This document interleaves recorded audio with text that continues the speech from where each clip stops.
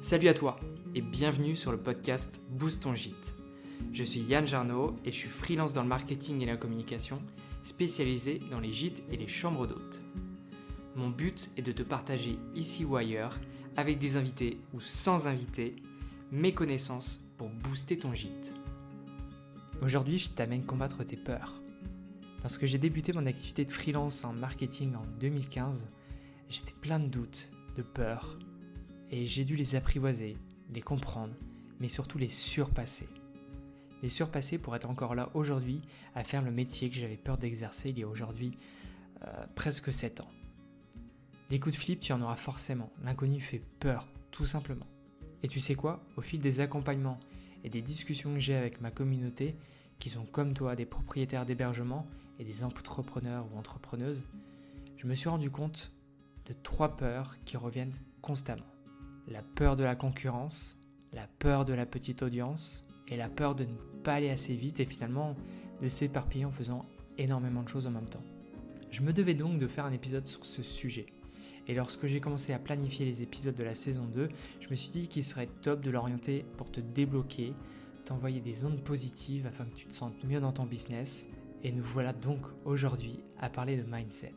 Et je t'invite rapidement à écouter le prochain épisode qui sera avec une propriétaire de gîte que j'ai accompagnée et qui a une façon de penser que j'adore. Mais avant d'écouter le prochain épisode, concentrons-nous d'abord sur celui-ci. Qui dit mindset dit coach. Et qui dit coach dans mon réseau dit Romain Limois. Je l'ai découvert lorsqu'il était à son épisode 3 de son podcast Stratège. C'était il y a bien 2 ans. Et il m'a beaucoup appris au fur et à mesure de ses partages, que ce soit dans sa newsletter, sur LinkedIn, sur Instagram, sur son podcast. J'ai donc très vite su qu'il fallait que je l'invite pour qu'il t'aide sur le sujet du jour. La peur, et comme dans Top Chef, on va te faire une déclinaison de la peur dans ces 3 états. Voici un épisode très inspirant avec quelqu'un que j'adore. Merci à toi Romain et bienvenue dans Boost ton gîte. Déjà, merci beaucoup de m'inviter sur ton podcast, sur un sujet qui est quand même assez niché et que je trouve génial. Tu as eu le courage de te lancer là-dessus et je pense qu'il y a plein de choses à dire au niveau business, au niveau marketing, donc c'est juste génial. Et donc, je suis trop content déjà d'échanger avec toi pendant ces quelques minutes, ces prochaines Plaisir minutes. partagé, tu vois. Voilà. Et déjà, je voulais juste introduire comme ça parce que c'est important. Et alors, qui suis-je ? Donc, bon, voilà, comme tu l'as dit, Romain Limois. Moi, je suis coach pour entrepreneurs. Je suis parti d'un constat assez simple. La majorité des entrepreneurs, plutôt des solopreneurs d'ailleurs, sont attirés, on va dire, par les tactiques, par les petites techniques, des petits hacks, mais n'ont pas vraiment de pensée stratégique. Et pour moi, avoir une pensée stratégique, c'est vraiment mettre l'accent sur 4 axes principaux. Le focus, comment bien se concentrer, aller à l'essentiel, éliminer le superflu. La prise de décision, comment tu fais pour devenir quelqu'un qui prend des bonnes décisions business. Comment tu fais pour réfléchir vite et bien, grosso modo. Le fait d'avoir une intelligence relationnelle, de savoir s'entourer de personnes. Et puis, évidemment, le fait de construire des bases solides dans son business. Donc, c'est un petit peu les 4 axes de mon coaching. Donc, je propose du coaching sur 3 mois, sur 6 mois. Et évidemment, je crée du contenu, comme tu l'as dit, podcast stratège. Déjà 40 épisodes, c'est assez marrant de l'entendre. Ça fait longtemps que j'ai fait... Ouais, ça fait bizarre. 40, c'est déjà 40 épisodes. Et en fait, stratège, c'est typiquement ma vision du business. Je partage plein de trucs que je vois en coaching. Et puis, un peu mon approche de l'entrepreneuriat. Donc, voilà, toujours avec cet angle stratégique. Eh bien, ce que je te propose, c'est qu'on débute. Pour cet épisode, j'ai eu envie d'échanger avec toi autour du sujet de la peur et essayer de déconstruire ensemble certaines barrières qu'un gîte ou une chambre d'hôte peuvent rencontrer lorsqu'ils sont en pleine création du projet ou alors qu'ils sont déjà en activité. Et pour rendre les choses intéressantes, je te propose de faire comme avec d'autres invités, c'est que je me mette en position de cobaye et que je te serve d'exemple. Donc partons du principe que je suis un propriétaire de gîte. La première peur que j'aimerais qu'on aborde ensemble, tu vas vite savoir de laquelle je veux parler. Imaginons que je veux me lancer avec mon projet, je regarde ce qu'il y a autour de moi et je me rends compte qu'il y a vraiment beaucoup de gîtes qui sont déjà installés. Et donc du coup, ça me fait flipper pour la raison que tu te doutes. À ton avis, on parle de quoi ? Alors, question assez large, parce que bon, c'est une question qui touche à la concurrence, finalement. Oui. Concurrence directe, c'est-à-dire dans ma zone géographique, il y a d'autres gîtes, il y a d'autres chambres d'hôtes. Donc là, c'est une concurrence directe. On pourrait faire tout le podcast sur la concurrence, sur le sujet de la concurrence. Ouais, je pense C'est que le un, sujet c'est est un pas grand mal. sujet, mais La première chose qui me vient en tête, c'est déjà de se dire que la concurrence, c'est pas une menace, c'est une opportunité. Euh, et ça vaut pour ce marché des gîtes et des chambres d'hôtes, ça vaut aussi quand on est freelance, quand on est indépendant, quand on est entrepreneur. La concurrence, c'est une opportunité. Pourquoi ? Parce que c'est la concurrence qui te donne un signal sur l'attractivité de la zone géographique, l'attractivité d'un marché donné, quoi. Donc, s'il y a du monde, c'est qu'en général, la zone plaît bien, ou que voilà, il y a on va dire des facilités dans l'environnement qui permettent de développer ce genre de business. Donc, ça donne un signal. C'est vraiment un signal qu'il faut étudier. Et ce que je dis quelquefois, sur d'autres marchés d'ailleurs, c'est que ça peut être intéressant de se voir un peu comme une agence de renseignement. Tu vois, un petit peu le côté agent secret, tu sais, et de se dire, ok, j'ai envie d'aller sur cette zone géographique, il y a des gens, c'est bon signe. Déjà, avoir ce mindset-là, c'est bon signe. Et maintenant, comment je peux faire pour comprendre pourquoi ces gens sont là, comprendre qu'est-ce qui plaît, comprendre pourquoi les gens sont attirés par ces chambres d'hôtes-là, et vraiment récupérer énormément de renseignements. Je pense qu'il faut vraiment la jouer comme ça. À mon avis, enfin, en tout cas, quand tu me poses cette question-là, c'est la première chose qui me vient en tête, tu vois. Faut prendre la casquette du détective. Complètement, quoi. complètement. Et peu de gens, franchement, peu d'entrepreneurs osent en fait se mettre dans une démarche où en fait il faut juste être une éponge. Regarder les commentaires, regarder les réseaux sociaux. Pourquoi cette zone-là ? Qu'est-ce qu'il y a à visiter ? Est-ce qu'il y a des randonnées ? Est-ce qu'il y a des choses incroyables à faire ?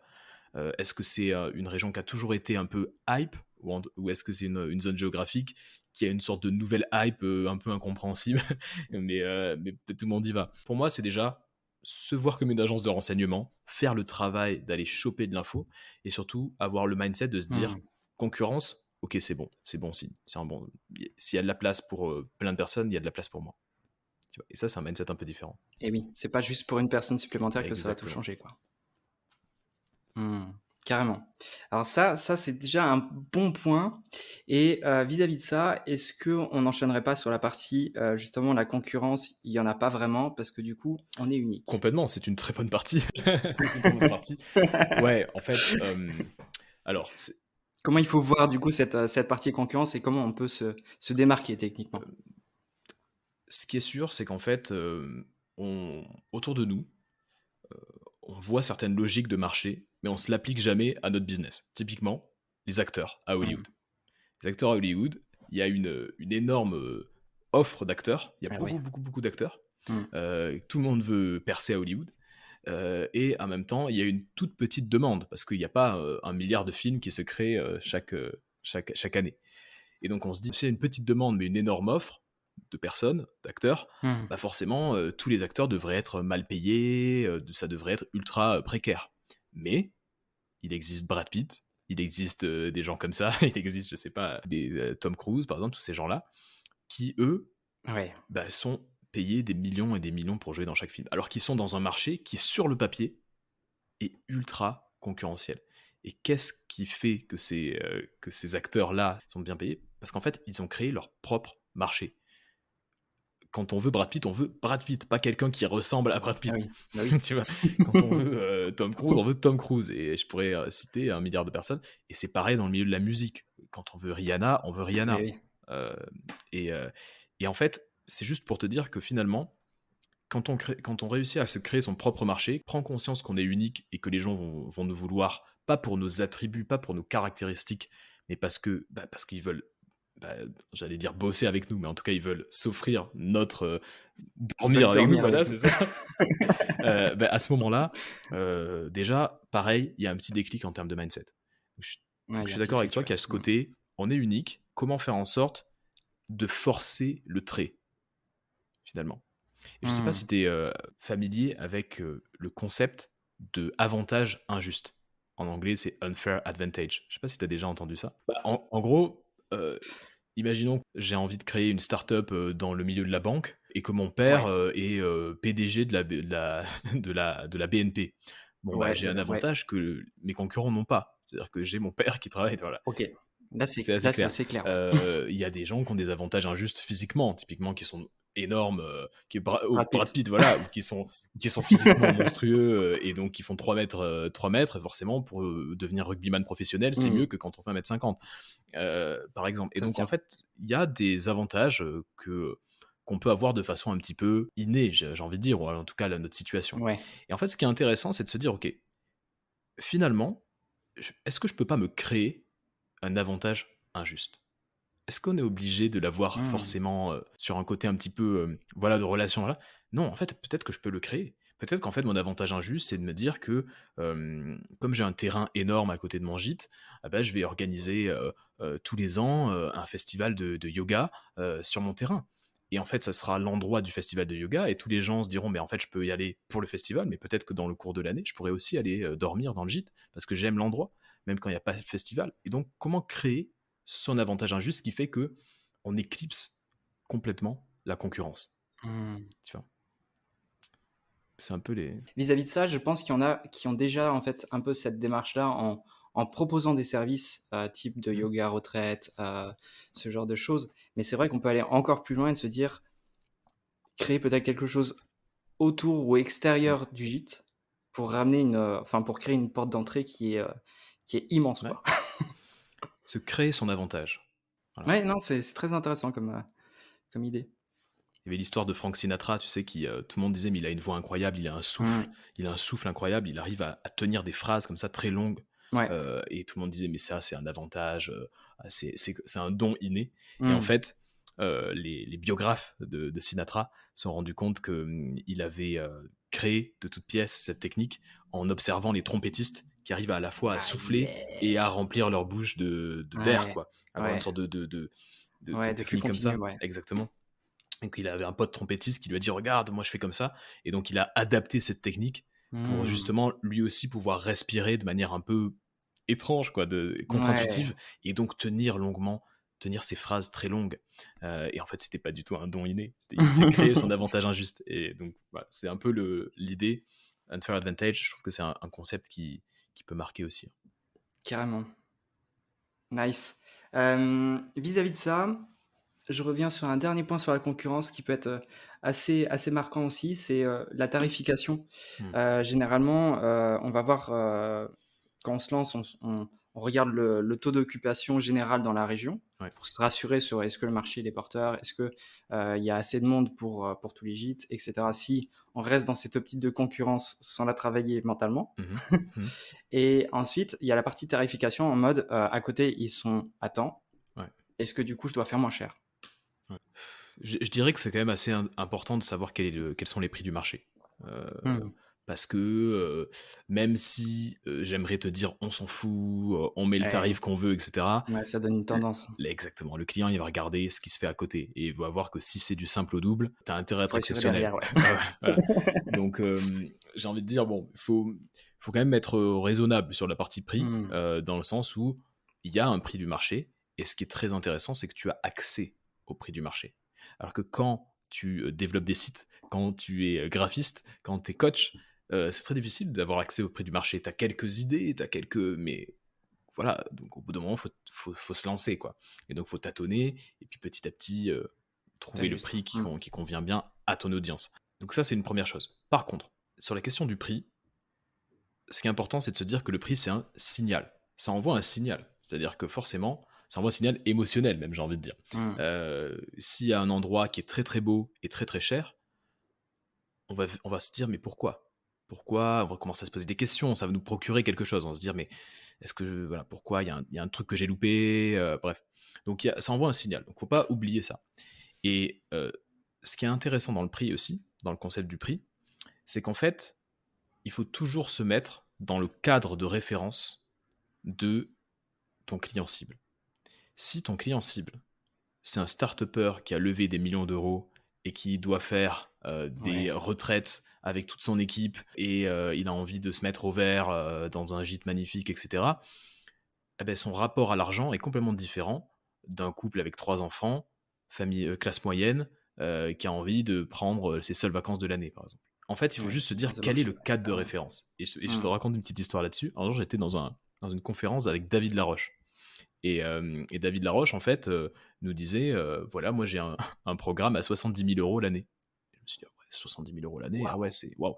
Et donc à la fin de la conférence, je lui dis, mais David, qui te, qui te paye ça, quoi? Qui te le prend? Ouais, ouais, je veux dire, au bout d'un moment, 70 000 euros, c'est quand même pas mal, quoi.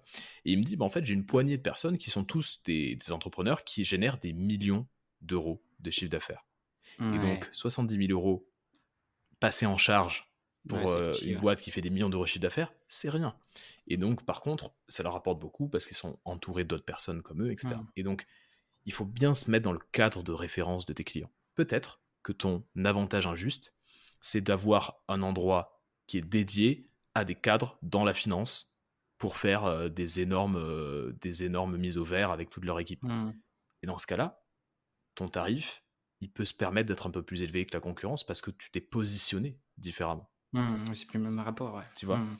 Donc j'ai envie de dire, il n'y a pas de réponse, c'est peut-être, ouais, il n'y a pas de réponse préfaite, préconçue.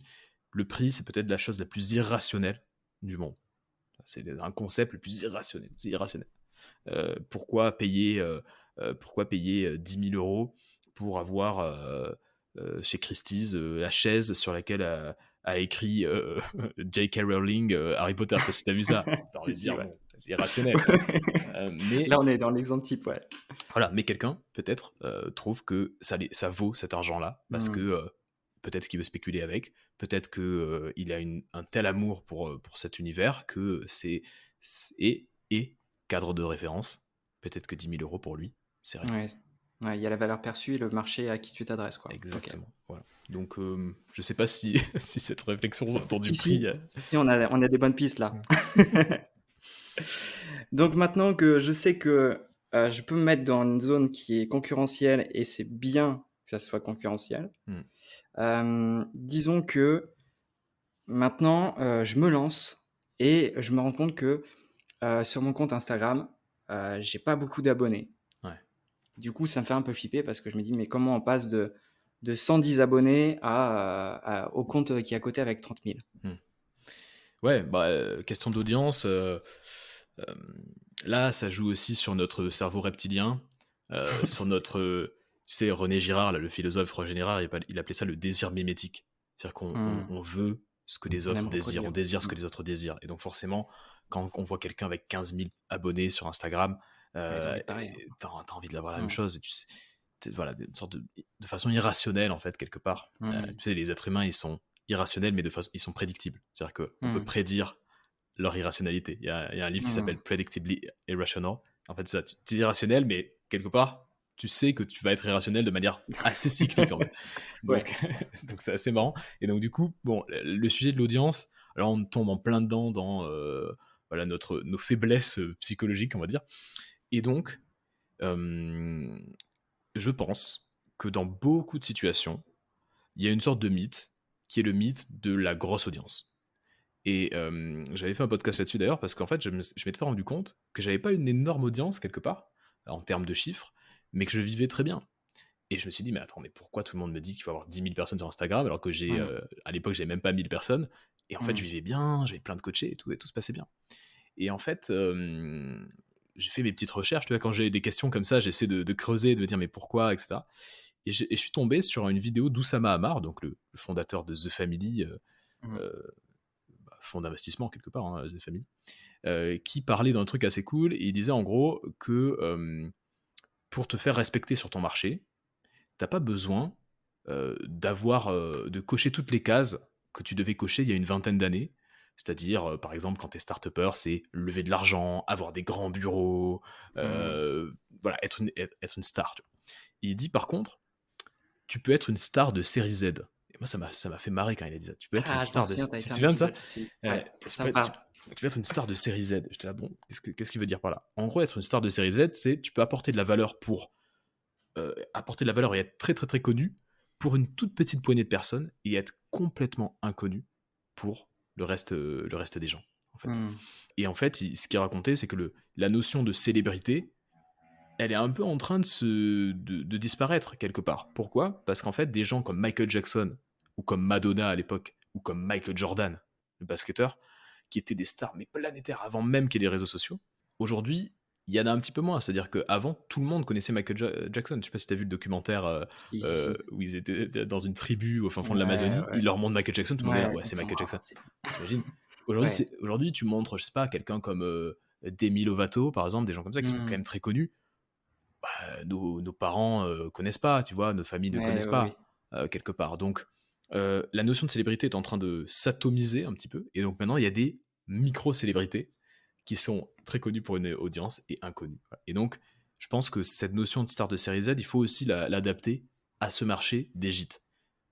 Tu as un taux de remplissage, donc en gros, sky is not the limit, tu vois, t'as pas Ouais. besoin, Tu peux, pas besoin tu de peux pas les milliers. empiler dans le grenier, Ah quoi. voilà, c'est ça. Donc au bout d'un moment, t'as pas besoin qu'il y ait une foule de personnes qui t'appellent tous les jours pour réserver.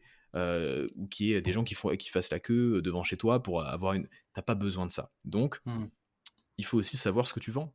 Qu'est-ce que tu vends? Tu vends un certain nombre de chambres ou un certain nombre de places sur une période donnée. Donc, tu as un chiffre de taux de remplissage maximal. Donc, est-ce que tu as besoin de 3 milliards de personnes sur ton compte Instagram? Non. Et donc, tu peux te permettre, pour une petite poignée, une centaine de personnes même, d'être Hmm. cette star de série Z, d'être très connu, de leur apporter énormément de valeur et de quand même faire tourner ton gîte ou ta chambre d'hôte. Extra. Il y a 2 points, tu vois, que j'aime bien avec ce concept de la petite audience et donc pourquoi 100 abonnés, c'est justement un avantage. Premier point, on peut pas s'occuper, et répondre à 15 000 personnes. Déjà, au moment où on se parle, là, tu vois, j'ai du mal perso à répondre à tout le monde en moins de 24 heures sur mon compte Insta et j'ai beaucoup d'interactions avec mes abonnés. On discute en vocaux, je réponds à leurs questions, je donne des conseils et cetera et cetera et tu vois, si demain j'avais, 15 000 abonnés, eh bien, comment je peux faire pour donner autant à chacun, que j'apporte aujourd'hui?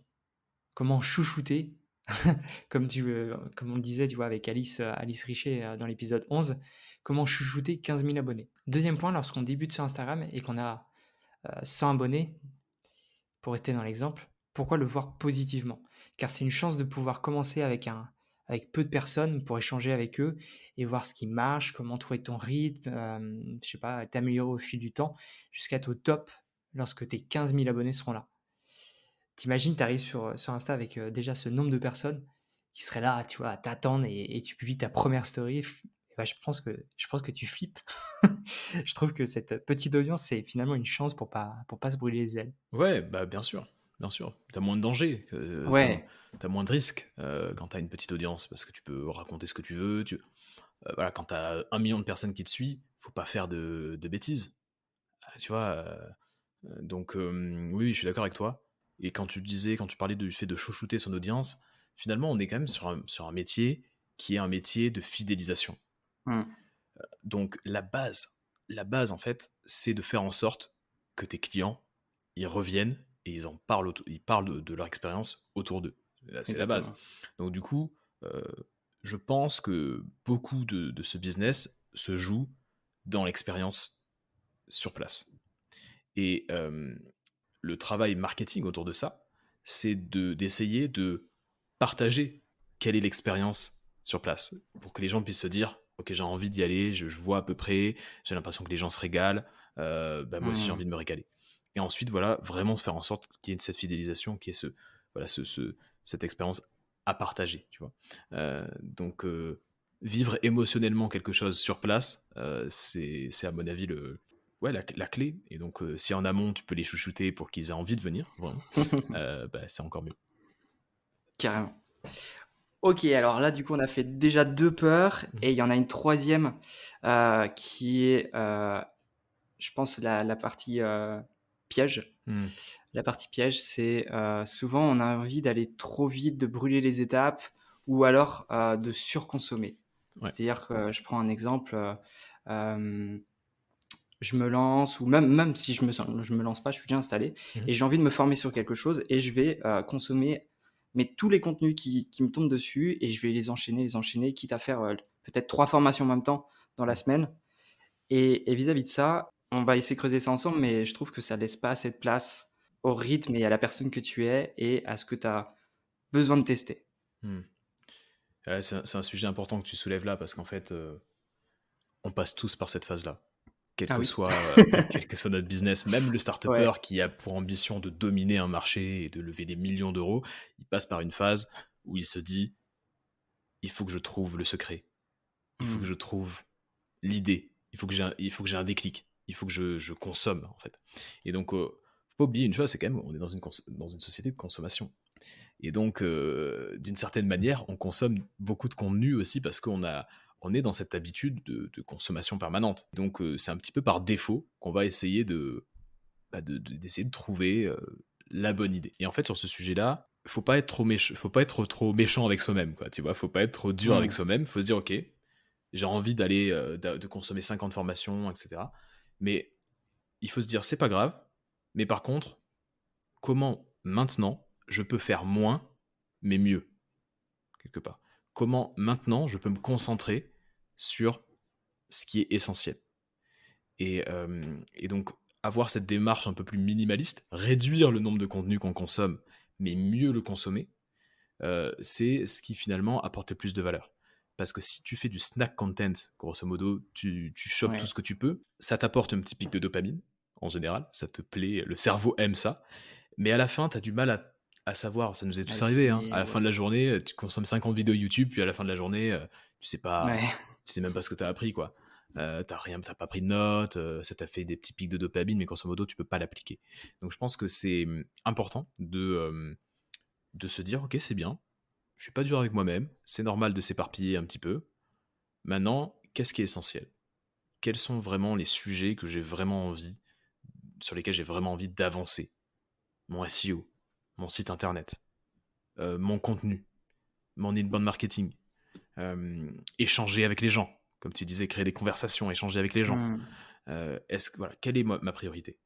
Et se concentrer dessus et y aller sereinement, quoi. Tu vois? C'est un petit peu la première chose que j'ai en tête quand tu me parles de cette dispersion qui est en fait normale. On passe tous par là. Et je sais pas si tu te souviens de cette partie-là, mais quand c'était le 1er confinement, tu sais, tout Ouais. le monde soi-disant avait du temps libre, tu vois? Et Hmm. du coup, tu avais 50 formations qu'il fallait que tu fasses dans la journée. Je sais pas Ouais, si tu avais ressenti ça aussi, mais en c'était tant que terrible. freelance, sur LinkedIn et autres, ça bombardait, quoi. Il y C'était avait que ça. dingue. Et moi, je me rappelle, ça m'avait mis un peu mal à l'aise parce qu'à l'époque, je faisais beaucoup de contenu. Je créais des vidéos sur YouTube tous les jours. Et en fait, d'un coup, je me suis rendu compte que bah, mon contenu se noyait en fait dans l'abondance délirante de contenu, des gros entrepreneurs formateurs qui commençaient à proposer gratuitement leur formation, ce genre de trucs-là, parce qu'ils avaient compris que Mmh. derrière, ils allaient pouvoir choper du mail, etc. Je pense à Antoine BM, par exemple, qui avait fait ça, qui avait proposé gratuitement, il avait pris 18 000 mails, genre, le truc improbable. Ah oui. Ouais, donc, et du coup, je me rappelle, j'avais tout arrêté. J'avais tout arrêté. J'avais arrêté le contenu, et je m'étais recentré et je m'étais dit, ok, qu'est-ce que j'ai envie de faire? Et pendant un mois et demi, j'avais arrêté de créer du contenu. Et en fait, c'est cette période un petit peu de gestation, tu vois, qui m'a permis derrière de sortir Stratège. Stratège, je l'ai sorti vraiment un mois et demi après le confinement, à Mmh. peu près. Et je pense que parfois, ça peut être bien de se dire, ok, je prends du recul, j'ai un temps d'attention, un temps de cerveau disponible qui est ultra limité. Avec quoi je me nourris, enfin avec quoi je nourris avec quoi je me nourris, quoi, tu vois, quelque part, avec quel type de contenu je me nourris, et de se dire, ok, je me calme, j'ai besoin de quoi, qui sont les prestataires entre guillemets ou les formateurs ou les créateurs de contenu sur le marché qui peuvent m'aider à atteindre ce résultat là, et y aller vraiment une chose après l'autre, quoi, tranquillement. Et je suis d'accord avec toi que cette période du confinement était complètement délirante, et trop de contenu, une sorte de boulimie de contenu un peu, tu vois, ça Ouais, et en plus, si n'avait tu avais aucun pas fait sens. ton pain, tu avais tout raté, quoi. Exactement. Il fallait faire son pain, il fallait faire ci, il fallait faire du sport. Ouais, Ouais, les injonctions, quoi. c'est énormément d'injonctions. Mais c'est bien, Mmh. ça, on a vécu collectivement une expérience intéressante. Maintenant, on sait que il vaut mieux ralentir. J'avais un podcast qui Mmh. s'appelait Ralentir pour mieux accélérer. C'est le podcast qui a eu le plus d'écoute. Les gens ont kiffé parce Regarde ce que. que j'ai mis dans mes petites notes, ralentir pour mieux accélérer. Voilà, trop bien, tu vois, c'est ça. Si ça, c'est pas joli, ça. Bah, c'est ça, c'est la connexion, la connexion de créateurs de contenu. Mais complètement, ralentir pour mieux accélérer. D'un coup, tout le monde a dit, mais bien sûr, mais bien sûr. Et il faut pas oublier une chose, c'est que finalement, dans toute notre vie, euh, que ce soit à l'école, que ce soit dans des jobs salariés, pour ceux qui ont été salariés, on a toujours eu une date de fin où on a toujours eu une période à durée déterminée, le CDD, tu vois, Ouais, contrat à ouais. durée déterminée. Et quand tu te lances dans l'entrepreneuriat, il n'y a pas de date de fin. L'entrepreneuriat, c'est un jeu infini. À partir du moment où tu as la santé, tu n'as aucune raison d'arrêter. Donc, euh, comment tu fais pour être encore pertinent dans 20 ans? Comment tu fais pour ne pas te griller et pour être pertinent dans le sens apporter de la valeur à tes clients sur une longue période de temps? Et c'est pour ça que j'aime parler d'endurance, parce que je trouve que personne n'en parle de ça. On veut tous faire des trucs de dingue, lancer des produits, Mmh. etc. Attends, t'as un gîte, t'as 40 ans, t'as un gîte. Tu te lances dans un gîte, c'est un jeu sur 20 ans, hein, à minima, quoi. Donc comment tu fais aujourd'hui pour mettre en place des briques, petit à petit, pour construire un château solide qui va durer longtemps et pas regarder autour de toi les sprinters, tu sais, qui sont là, qui se grillent en 2 mois, Mmh. quoi. Je pense que c'est une question à se poser. C'est pas sexy, ça se vend mal, tu vois. Personne ne va faire de formation là-dessus, par exemple, Ouais. parce que c'est Comment pas prendre ton temps? applicable, etc. Prends ton temps, Comment rien ralentis faire? tout. Mais ça plaît aux gens parce que c'est lié à notre façon. C'est lié en fait à notre rythme d'être humain. Mmh. On est sur le long terme, tu vois. On a un corps qui dure sur 80 ans. On aime le temps long. L'être humain, voilà. Et l'entrepreneuriat, bizarrement, c'est le temps court. Et donc, il faut trouver un bon équilibre. Voilà, je pense. Un bon équilibre. Je suis entièrement d'accord avec toi et en fait, j'essaie de l'appliquer dans ma vie, justement depuis que je suis spécialisé pour les gîtes et chambres d'hôtes. J'ai compris, si tu veux, après 6 années de freelance, au moment où on enregistre cet épisode en tout cas, qu'il fallait que je ralentisse pour prendre les bonnes décisions. Du coup, lorsque je ralentis, c'est généralement pendant les Ouais, bah vacances oui, bah et forcément. finalement, c'est là que je Ouais, décide de prendre les choix les plus ouais, compliqués ou ouais, du moins, les plus importants tellement. pour mon business. Et d'ailleurs, finalement, bah, ma famille me déteste car j'ai ce genre de pensée, tu vois? Genre, quand je suis avec eux à la plage ou en balade, sur le sentier côtier et cetera et là, je deviens à fond sans qu'ils comprennent vraiment pourquoi. Mais tu vois, ça, j'essaie de l'enseigner en Mhm. accompagnement. Chaque année, si tu veux, je propose, un accompagnement sur 2 Ouais. mois. Cette année, en 2021, c'est avec 12 propriétaires et j'ai un module où on structure la communication et comme tu le dis si bien, on le fait Bien sûr. brique par brique. J'ai un exemple d'ailleurs que j'aime bien prendre, c'est le référencement chez Google. C'est mon meilleur philosophe. Ouais. Tu peux pas être référencé en page 1 du jour au lendemain. Le SEO, c'est tellement, tellement long-termiste. Mais globalement, ouais, cet exemple-là que tu as dit de prendre son temps, de poser les choses, de se laisser le temps de les tester, enfin de voir Mhm. si elles vont fonctionner, bah, c'est hyper important pour jouer long terme et Ouais. pour tenir surtout parce que si tu fais tout d'un coup, tu vas t'épuiser et tu vas jamais tenir tes 20 ans, quoi. Disons qu'il faut être court-termiste dans l'action et long-termiste dans la vision, Ouais. tu vois. Ah, j'aime ça. Ça me plaît. Quelque part. Si je devais sortir une sorte de punchline là-dessus, c'est ça. Ouais, Pourquoi? boum. Parce qu'en fait, tu te rends compte que l'entrepreneuriat, c'est quand même un monde qui va très très vite. Il Mmh. faut pas non plus se reposer. Tu vois, en se disant, ok, j'ai le temps. Ouais, j'ai le time. Voilà. Ouais, ouais, ouais. Donc, je pense qu'il faut être assez court-termiste dans l'action, voilà, tester, par exemple, ce qu'on se disait tout à l'heure, bon, ben, j'ai cette sensation-là, peut-être que je peux me créer mon avantage injuste, alors ben, Mmh. je vais le tester pendant 2 mois, je vais voir un petit peu comment ça répond, tiens, j'ai entendu qu'il fallait créer du contenu, quel contenu, ok, pam, je vais le tester. Et donc, je pense qu'il faut être dans une sorte de mindset de test assez radical, où on se dit, ok, j'ai cette intuition, ben, je vais me donner 2 mois et je vais y aller à fond. Donc, test radical, et là, c'est court-termiste parce qu'il faut avoir du feedback le plus rapidement possible. Mais par contre, dans sa vision, se dire ma seule obsession, c'est d'être encore là dans 20 ans et de créer de la valeur dans 20 ans. Ça n'a aucun sens que je parte comme un taré, comme quand tu pars faire le marathon, que tu pars en Mmh. sprint, que tu arrives au 3e kilomètre, t'es grillé, Et tu quoi. claqué, ouais, Voilà, ouais. alors qu'il faut savoir se gérer son endurance. Et donc voilà, et être un peu sur ces deux tableaux, c'est peut-être le paradoxe le plus incroyable en fait de l'entrepreneuriat. Mais C'est quand vrai. on a bien compris ça, ben finalement, tout ce qu'on fait sert à quelque chose et s'accumule dans le temps. Nice. C'est beau. Je vois que tu écoutes le podcast parce que parfois tu écoutes et tu te laisses le temps de réfléchir à tout ça et tout, comme quand tu écoutes le podcast. C'est trop drôle. C'est trop marrant. Je suis en train de subir mon propre podcast, tu vois, Non, genre. non, non, c'est trop bien parce que T'as l'habitude de m'écouter, c'est pour ça. C'est trop bien. Ok, C'est pas de ma donc faute, du en fait, coup, ce que tu là, dis, c'est en gros, on a passionnant grillé et 3 donc, du coup, peurs. je t'écoute à fond, en fait. Bon, je te propose de rebondir sur un point. Au début de l'épisode, tu as Ouais. évoqué la méthode du détective que j'utilise un peu dans l'épisode 1 du podcast sur le client idéal. Et cette méthode, finalement, elle va t'aider, je trouve, à combattre tes peurs. C'est un peu le truc lorsqu'on connaît un peu mieux son milieu, Ouais, sa c'est ça. cible, son projet, on est plus rassuré. Ouais, je suis vraiment hyper aligné avec ça. En fait, on prend pas conscience, enfin, on prend pas la mesure, je dirais, de la puissance de notre subconscient.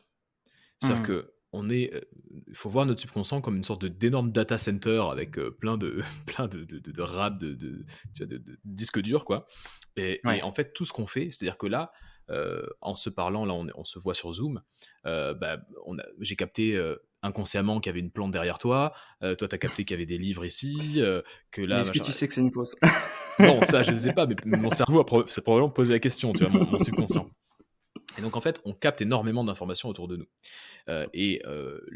Notre cerveau conscient, c'est un peu comme une salle des machines où on viendrait prendre un peu de data qu'il y a dans notre subconscient et qu'on ordonnerait pour en créer quelque chose d'intelligible. C'est un petit peu ça la notion conscient-subconscient.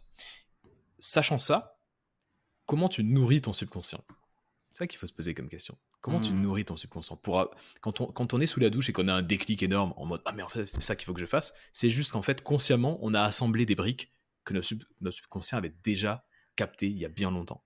Et donc du coup, en partant de ça, tu te dis « Bon bah très bien, euh, je sais que j'ai des concurrents, je sais qu'il y a plein de comptes hyper intéressants que je vais pouvoir analyser, je vais mettre ma casquette justement de détective ou d'agence de renseignement et je vais aller nourrir ce data center avec des idées, avec des inspirations, etc. » Et en fait, tout est un remix, tu sais, on dit everything is a remix, c'est ça. Tout est l'originalité totale n'existe pas. Et donc du coup, pourquoi? Parce que on va choper des datas qu'on a déjà captées à un moment donné. Donc se mettre en face d'une donnée de qualité permet d'avoir des idées de qualité. Ok. C'est tellement bien amené que je peux pas rebondir en fait. Non, plus sérieusement, je peux pas dire mieux parce que franchement, tout ce que tu viens de dire, du coup, c'est terriblement efficace. Et je pense que je vais pas dire le mot de la fin, mais en tout cas, c'est un bon condensé de tout ce qu'on s'est dit. Et je trouve ça très puissant de se dire ça. Et j'aime bien le moment de la douche. Celui-là, on l'a tous. Hein, donc, C'est clair. donc c'est l'exemple type. Et je trouve ça très intéressant de se dire que tout ce qu'on peut faire du coup en méthode de détective, bah, ça peut se révéler sous la douche aussi. Ouais. Bah oui. D'un coup, tu as une idée, Techniquement. tu te dis Voilà. pourquoi. Pouf, bah tiens, je sais pas, mais en fait, t'as pas un éclair de génie. Hein. T'as pas un éclair Non. de génie. C'est Bah juste non. qu'à un moment donné, t'as conscientisé un truc que t'avais pas encore conscientisé. Ça peut mettre des années, hein, Carrément. et ça marche pour n'importe quel business. Là, les gens qui nous écoutent, qui ont peut-être plusieurs business en même temps, qui sont peut-être un peu freelance et qui ont aussi un gîte, etc. Voilà, partez du principe que nourrir son temps de cerveau disponible, enfin son cerveau, son subconscient, avec de la bonne qualité de data, Ouais, permettra ça peut d'avoir faire. des bonnes idées. Exactement. Si c'est que du junk et de une sorte de junk content, regarder n'importe quoi, scroller pendant des heures, tout ça, bah, les idées qui vont sortir sont pas énormes, à mon avis. Exactement. Voilà. Après, Et bon, je fais un rebond vis-à-vis de ça. J'ai enregistré avec Stéphie un épisode sur Stéphanie. le contenu culpabilisant. Voilà, je l'ai. Oui. Le contenu culpabilisant. Et en fait, ce terme de contenu, en fait, ça peut te bousiller ta vision de ton business et ce que tu en fais. Et du coup, vis-à-vis de ça, c'est bien amené parce que du coup, tu me dis, consommez le bon contenu qui vous fera naître les bonnes idées. C'est ça, du contenu qui te correspond, tu vois, parce que finalement, c'est ça l'idée. Le contenu culpabilisant, c'est ce qu'on appelle le marketing répulsif. C'est de dire, en gros, si t'as pas fait ça, t'as rien compris. Grosso modo, c'est ça. Il y en a Ça peut être très important, ça peut être très impactant, je dirais, pour certaines personnes qui ont envie de lire ce genre de coup de pied aux fesses. Et puis pour plein de personnes, ça peut être très culpabilisant et ça peut justement. Donc en fait, il faut juste trouver le type de contenu qui te correspond qui bien. match. Moi, j'avais créé un dossier sur Google Chrome que j'avais appelé Mind Caviar, tu vois. En gros, c'est tout le contenu. Je sais que si je Les pioche pépites. là-dedans, c'est pépite. Et donc du coup, chaque fois que je me retrouve en train de me dire j'aimerais bien lire un truc ou regarder une vidéo, qu'est-ce que je fais? Je vais piocher dans Mind Caviar et je sais que je perds pas mon temps. Et je sais qu'un jour, je vais connecter et ça va me permettre de créer un épisode de podcast, ça va me permettre d'illustrer un point dans un coaching ou dans un podcast comme on est en train de le faire là, tu vois. Donc, prendre conscience de ça, je pense que ça fait gagner du temps. Enfin, en tout cas, c'est une conviction. Après, je pourrais pas te le prouver, mais je pense que ça fait gagner du temps. Top. Bah écoute, je vais arrêter là du coup pour les parties questions et peurs parce qu'on a fait Ouais. on a fait un bon tour et je pense qu'on a déjà amené beaucoup de sujets sur le tapis. Ouais. Donc du coup, c'est un super épisode parce que du coup, il y a pas mal de bonnes clés pour progresser, pour être plus rassuré dans son business. Et je vais terminer du coup cet épisode par une question fatidique. J'aime bien voir les gîtes comme des freelances Ouais. et comme des entrepreneurs, des solopreneurs comme nous. Et du coup, comme toi, tu n'es pas gîte, je voulais te poser la question, toi, dans ta vie de freelance, ça a été quoi ta plus grosse difficulté et comment tu as fait pour la surpasser? C'est une bonne question. Alors, je dirais que le plus dur, c'est de ne pas trop se comparer aux autres.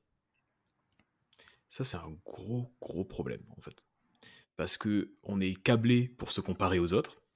Et donc, c'est difficile au début de faire son petit bout de chemin, de pas être trop impatient, de pas regarder ce qui se fait à côté. Moi, quand j'étais au tout début de mon activité de coach, en fait, je me suis jamais vraiment vu comme un freelance. Je me suis toujours vu comme un entrepreneur.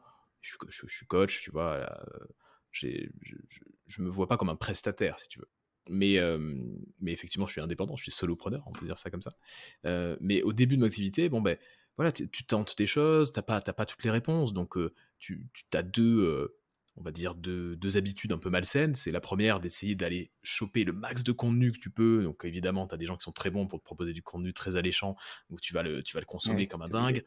dingue. Tu lis à fond, tu regardes des vidéos YouTube à fond, et ça. Et finalement, t'en tires pas grand-chose. Et deuxième habitude un peu malsaine, c'est que finalement, tu regardes ce qui se fait à côté. Et tu te dis, ah, ce coach-là, j'ai l'impression que ça marche bien. Et en fait, j'ai eu un déclic à un moment en consommant du contenu. Donc finalement, c'est peut-être pas si mal que ça, mais en consommant un contenu, je suis tombé sur un mec qui s'appelle Michael Serrois, qui est en fait un Polonais, qui a 22 ans, est parti de sa Pologne où il faisait rien de spécial. Il est arrivé à Londres, il a bossé un peu dans le retail et à 27 ans, il s'est dit, je veux faire du coaching. Il avait rencontré des coachs, il a dit, je veux être coach, un peu life coach. Et c'est quelqu'un qui était personne, qui avait un accent polonais, bref, voilà, qui n'avait pas forcément un bon anglais, etc. Et il débarque à Londres, il se dit, ok, je vais faire du coaching, et là il se dit, ma seule obsession, c'est de remplir mon calendrier de coaching, quel que soit le tarif. Je veux coacher des gens. Et donc il s'est mis à coacher des gens pour 20 pounds, 20 livres de l'heure. Wow. Et donc c'est pas grand chose. Et Non. en gros, son système, c'était de dire, quand mon emploi du temps est rempli, je double mes prix, je double mes prix, je double mes prix. Et j'ai lu ça, et je me suis dit, ok, en fait, arrête de te comparer, démarre par ce qui est fondamental, c'est-à-dire coacher des gens. Tu veux être coach, il faut coacher. Au bout d'un moment, il n'y a pas de 10 000 solutions. Et donc, j'ai commencé à, pareil, arrêter de vouloir me caler sur des prix des gens autour de moi, machin. Et j'ai commencé à 60 € de l'heure. Et je proposais des petites sessions comme ça. Et en fait, j'ai rempli mon emploi du temps. Et là, qu'est-ce qui se passe quand tu remplis ton emploi du temps? Tu as la confiance qui commence à arriver. Tu te dis, voilà, je parle à beaucoup de gens dans la journée. J'aide aussi les gens. J'ai vu plein de problématiques différentes. Donc, je peux t'aider. Et donc, je peux doubler mes prix. Et donc, tu prends confiance. Et là, tu rentres dans un cercle vertueux. Et aujourd'hui, je peux t'assurer que je suis pas à 60 € de l'heure. Mais ça m'a permis, tu vois, et c'était il y a 2-3 ans. En 2-3 ans, ça m'a permis vraiment non seulement de développer mon activité, mais aussi réellement de gagner en compétences en coaching. Et c'est ça le but, en fait. On parlait de pertinence sur le long terme. Le but, c'est quand même d'être pertinent, de pas juste faire du marketing, tu vois. Donc voilà, je dirais, ouais, se comparer, ça a été dur. Je me suis beaucoup comparé. C'est un truc que j'ai jamais dit vraiment, mais évidemment. Ouais, bah, je pense que Évidemment. c'est obligé. Ouais. Tu compares tes prix, tu compares tes prestations, etc. Et Tout, ton site internet, Oui, bah ton ouais. contenu, et tu te dis, ouais, moi je suis loin, et tu sais pas comment faire. Et en fait, pour débloquer ça, il faut démarrer petit, et il faut écrire sa propre histoire, en fait. Il faut écrire son histoire. C'est ça qui est dur à comprendre au début, c'est que t'es pas là pour calquer un business existant, t'es là pour écrire ton business, comme si tu lisais ta biographie, tu vois, et que tu te disais, bah voilà les premières étapes, voilà ce que j'ai fait. Et c'est important d'écrire son histoire et de pas chercher à calquer celle des autres, celle qu'on voit des autres, parce que je sais pas ce qui s'est passé dans Oui, cette c'est pas machine. forcément la même. Je te remercie en tout cas Romain pour tout ce que tu as apporté et pour ce partage-là, parce que ça prouve bien finalement qu'on passe par les mêmes étapes. Tu y es passé, j'y suis passé, mes clients, tes clients, tout le monde y passe en fait. Et il y en a qui en parlent, d'autres non, mais je crois que c'est une étape normale dans un business et surtout lorsque c'est la première fois qu'on en a un, en tout cas de ce style-là. En tout cas, c'est bien joué de me faire un retour en live sur ce sujet-là. Ça colle parfaitement avec le sujet de l'épisode, donc franchement, gros coup de chance. J'ai pas Et j'adore préparé, à je chaque fois, jure tu que je sais, l'ai pas préparé. quand c'est le hasard fait bien les choses, tu vois. Genre, signe du destin, je t'ai invité pour parler de ça et c'est ça que tu as ressenti aussi au début. Ouais, clairement. Donc, jackpot. Ouais, bien aligné sur ce coup-là. C'est clair. Donc, merci à toi pour ton partage, merci à toi pour tes conseils, merci à toi pour beaucoup de choses. Merci, non, franchement, merci de m'avoir invité. C'est une trop bonne idée d'avoir proposé. Enfin, déjà, c'est trop bien, quoi, parce que déjà, je suis honoré de passer dans la saison 2. Et puis, c'est trop bien parce que c'était un peu challenging sur ce sujet-là. Et finalement, on se rend compte, et tu me l'as dit en off avant, c'est un petit peu comme n'importe quel marché. Parce que tous les entrepreneurs ont à peu près les mêmes peurs. Et quand on a un gîte et une maison Exactement. d'hôte, on a ces peurs-là aussi. Donc, c'est trop bien d'avoir pu en parler. J'espère que ça a pu aider quelques personnes. Ouais, donc rassurez-vous, nous aussi on flippe. Bien sûr, tous les gens autour de nous flippent. Tu sais, la peur, j'avais lu ça dans un livre sur Mike Tyson. Son boss, son entraîneur, il lui disait que la peur, c'était comme le feu. C'est le feu, tu peux te brûler, tu peux mourir dans le feu. Mais si tu arrives à maîtriser le feu, bah finalement, il peut aussi te réchauffer, tu peux cuisiner. Finalement, voilà, donc ça peut quelque chose de très effrayant. Tu peux essayer de la maîtriser, enfin maîtriser un petit peu ta peur, et puis en faire un atout, en faire une alliée quelque part. Eh ben merci. Ben, merci à toi, merci beaucoup. On se retrouve en off pour faire le petit débrief. Yes. Ça te va? Yes, Top. ça marche. Eh ben merci encore. Merci à toi. À tout de suite. Je suis tellement heureux d'avoir enregistré cet épisode avec Romain. Je l'ai enregistré en novembre 2021 en préparant la saison 2 et j'avais tellement hâte de te le partager. Je le trouve plein de pépites pour t'aider à avancer et pour te rassurer. La peur est une sensation normale et à toi de trouver les ingrédients pour te sentir mieux. Mais comme on l'a dit très souvent dans cet épisode, plus tu en sauras sur les raisons de ta peur, plus tu pourras la maîtriser. Donc, utilise la méthode du détective si tu le souhaites, mais je te conseille une chose, renseigne-toi, prends des infos, réfléchis et combats ta peur. Tu veux une anecdote ? Moi, j'avais peur d'enregistrer cet épisode. Je connais très bien Romain, il est sacrément bon dans les conseils qu'il partage et dans son métier de coach business pour les entrepreneurs. Et c'était la première fois que j'avais à mon micro un coach. Du coup, j'ai grave flippé. J'avais la trouille de ne pas pouvoir rebondir sur les sujets qu'il allait aborder. Non pas parce que je ne savais pas quoi dire, mais plus à quel moment le glisser. Comment intervenir. Et puis je me suis dit, ok, donc là, Yann, tu vas éviter cet épisode car t'as peur, alors qu'il peut aider les autres justement sur le sujet de la peur. Autant te dire que j'ai beaucoup réfléchi. J'ai donc envoyé un message à Romain et je lui ai dit, ok, il faut qu'on fasse cet épisode, tu peux intervenir sur ça et ça et aider mes auditeurs. Il n'a pas hésité et le rendez-vous était pris. Donc surpasse tes peurs, il en sortira souvent de grandes avancées pour toi ou pour les autres et de belles histoires à raconter. Je profite de cette fin d'épisode pour te donner 2 rendez-vous. Le premier, c'est le 15 juin à 20h pour l'événement Au hasard d'une rencontre que j'organise avec Maxime du gîte Au Petit Bonheur Normand. On va se réunir entre propriétaires et entre porteurs de projets pour échanger sur nos victoires, sur nos problématiques, sur toute question que vous pouvez avoir et on va essayer d'y répondre.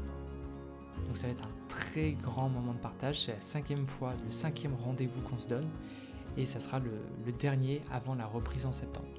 Donc je te donne rendez-vous, si tu le souhaites, pour venir partager un bon moment entre propriétaires et créateurs de projets. Le deuxième rendez-vous que je te donne, c'est le 27 juin pour un nouvel épisode avec mon invité Mathilde du Clos Boissière, où on va parler de son projet, de l'impact de son mindset, notamment pour, tu sais, prendre la décision de se lancer, quand c'était le bon moment, etc., mais aussi des étapes dans son marketing. Allez, je t'en dis pas plus, à très vite pour continuer à booster ton gîte.